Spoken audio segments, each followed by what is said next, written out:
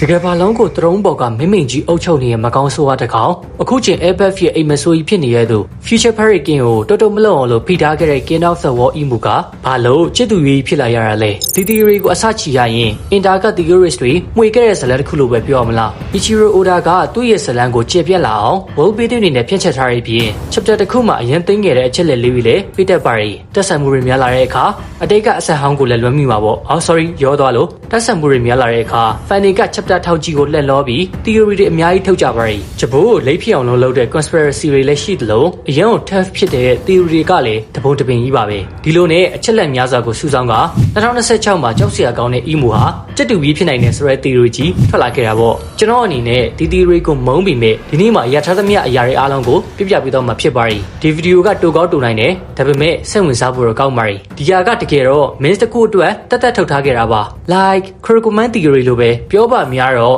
့အတီပေါက်ကြီးတွေထင်ကြတာပေါ့သူတို့ကအီမူကိုစက်တူကြီးဖြစ်ကိုဖြစ်မယ်လို့ကိုချနေကြတာပါပုံမှန်ဆိုရင် The Flamingo တို့လိုတရိတ်ဆန်တကောင်ကို reference အဖြစ်ကိုကားထားတယ်လို့မျိုး theory ထုတ်ရင်လက်ခံချင်ပေမဲ့ကြည်ရတော့အဲ့လိုမျိုးမဟုတ်ဘူးအီမူရဲ့မျက်လုံးတွေကစက်တူကြီးနဲ့တူတာမလို့သူကစက်တူကြီးဖြစ်နိုင်ပါတယ်ဆိုတဲ့ပထမအချက်ကိုကြည့်လိုက်ကြရအောင်စက်တူကြီးတွေမှာအယောင်စုံလင်းနဲ့မျက်အိမ်အထက်ထက်ရှိပါရီဒါတွေကအီမူနဲ့အနှဲငယ် similar ဖြစ်ပါရီ but အဲ့ဒါကပဲကျွန်တော်ကိုဒေါတာထွက်စေခဲ့တာ Oda ကစက်ကောင်တကောင်ကိုဆွဲရင် animal morphic တွေအဖြစ်တာသုံးပါရီတနည်းအားဖြင့် crocodile ဆိုရင်မီချောင်း The Flamingo ဆိုရင် flamingo ငှက်အစရှိတဲ့ဖြစ်မို့တရိတ်ဆန်စစ်ကြီးဖြစ်မယ်ဆိုတာထက်သဘောတရားလေးပဲ reference ထားမျိုးပါငှက်ဆိုရင်လည်းငှက်ကြီးမထွက်လာပါဘူးမျက်လုံးသူကြီးတာစက်တူကြီးလို့ပြောနေရင် Mihawk, Zunisha, Cavendish ရဲ့ Hakuba Farm ဒါတွေကိုလည်းစက်တူကြီးပဲထွက်လာမယ်လို့ဆိုလို့ရောက်မှာပေါ့စိတ်အဆိုးဆုံးကတော့ One Piece Boy ရဲ့နောက်ွယ်ရကျိုးကင်ကြီးရဲ့အမြင့်ဆုံးအာဏာရှင်ကစက်တူကြီးဖြစ်မယ်ဆိုတာဇက်ကောင်ရဲ့ hype ကိုလုံးလုံးလားကြီးဖျက်ဆီးပစ်လိုက်တာနဲ့အတူတူပါပဲတိုက်ဆိုင်မှုနောက်တစ်ခုကစက်တူကြီးကိုချစ်ပန်လို့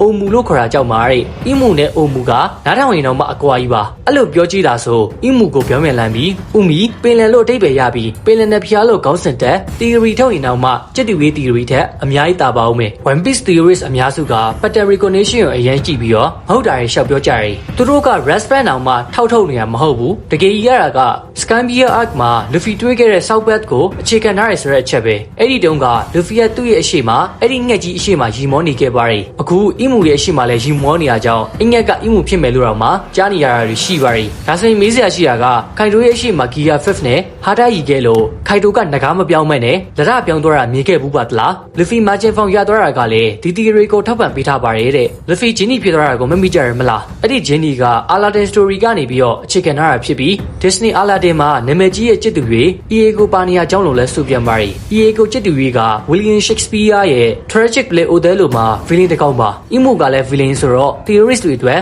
လုံးဝဟန်ကျသွားတာပေါ့ Othello ဆိုတာကလည်းခင်ဗျားတို့သိကြတဲ့အတိုင်းအီမူ Domireversi နဲ့နာမည်ဆင်တူတဲ့ Reversible game ကိုညွှန်ပါတယ်လူပိုပြောများလာတဲ့အချက်တွေမှာလည်းဒီအချက်တွေကခက်ခိုင်လုံလုံနဲ့အရှိမရက်တည်နေကြတာပါအကယ်၍အီမူက Paris ဆိုဂျွန်ဘွန်ရဲ့ပခုံးပုံမှာနားနေတဲ့အိမ်မွေးငှက်တောင်မှဖြစ်ခဲ့ဘူးပဲလို့ဆိုကြပါတယ်သူတို့ပြောတဲ့ငှက်ကယူးယူးငှက်တောင်မဟုတ် Human Intelligence နဲ့ငှက်တော်ပါသေးရဲ့တခါလေကြာရင်အီမူကကြီးမြတ်တဲ့တာကိုကြည့်ပြီးတော့ပကယ်ကငှက်ကြီးမပါလာတာကန်ကောင်းတယ်အဲ့လိုပြောမဲ့သူမရှိပါဘူးဟာလို့ပြောရင်အီမူရဲ့အတန်နဲ့ South Path ရဲ့အတန်ကအတူတူပဲဖြစ်တာကြောင့်အဲ့ဒီငှက်ကြီးပါဆိုတဲ့ theory ရှိတာကိုသတိရလိုက်ပါဒီလေးတကောင်ဝဲလာတယ်ကြည့်လေးနှုတ်ဆက်လိုက်ပါဦးနှုတ်ဆက်လိုက်ပါဦးတကဘာလုံးကိုလွှမ်းမိုးထားတဲ့ရေတက်အလံတောင်မှသူတို့နဲ့တွေ့ရင်ကျစ်တူကြီးအရောက်တော်မှဖြစ်သွားတတ်ပါရီခစ်တကီရဲ့အကောင်ဆုံးပင်လယ်ဓမြကြီး Goldie Roger ဘာလို့ရေးခဲ့လဲသိလားသူကနောက်ဆုံးကျိုးမှာကျစ်တူကြီးရဲ့ဝတ္တနာရေးထားတဲ့စာကိုမြင်ခဲ့ရလို့ရေးတာပါတဲ့ဒီ theory ကိုမုန်းလိုက်တာတော်ပါသေးရဲ့မိနစ်နည်းနည်းပဲရှိလို့စာဘူဟိုလီလန်းမှာအီမူရဲ့ develop အောင်တွေ့ခဲ့ရတာမဟုတ်ဘူးကျစ်တူကြီးစင်းလာတာဟုတ်ပါရီ source ကတော့ trust me ပါခေါင်းမော်ကတရဘူးကလည်းကျစ်တူကြီးခေါင်းမော်က crash နဲ့တူလို့လေပါရင်ပါမှာပေါ့ခင်ဗျားစဉ်းစားကြည့်နော်တချို့သူတွေကအီမူရဲ့အတောင်မဲကို Lucifer ဘာညာပြောနေကြတဲ့အချိန်တချို့လူတွေရဲ့မျက်လုံးထဲမှာတော့ကျစ်တူကြီးအတောင်မဲတတ်တာပဲဒါတွေကခင်ဗျားတို့သိချင်နေတဲ့အီမူကဘာလို့ကျစ်တူကြီးဖြစ်နိုင်လဲဆိုတဲ့ theory ပဲဖြစ်ပါရီတချို့ evidence တွေကလက်ရှာကြည့်ပေမဲ့ဘာအဓိပ္ပာယ်မှမရှိလို့အရှိကြီးတွေမပြောပါဘူးရှင်းရှင်းပြောရရင်အီမူရဲ့ design ကကျစ်တူကြီးကို reference ထားရဆိုရင်သဘောကျပါရီဒါပေမဲ့ကျစ်တူကြီးဖြစ်ကိုဖြစ်ရပါမယ်ဆိုတာကတော့ဘလို့မှလက်ခံခြင်းစရာအကြောင်းရင်းမရှိဘူးဒီ theory တကယ်ဖြစ်လာရင်အီမူကကြောက်စရာမကောင်းတော့ဘဲနဲ့ downplay ခင်ရမယ်ငှက်ဆုပ်လေးဖြစ်လာမှာပါတကူရဲက One Piece ကို slang ကျင်တဲ့သူတွေကအများကြီးပဲဆက်မပြောတော့ဘူးအီမူကကျစ်တူကြီးပါဆိုတဲ့ theory ကတကယ်ကိုယွန်းစရာကောင်းပါရီဒီနေ့ video ကတော့ဒီလောက်ပါပဲ bye guys see you in next video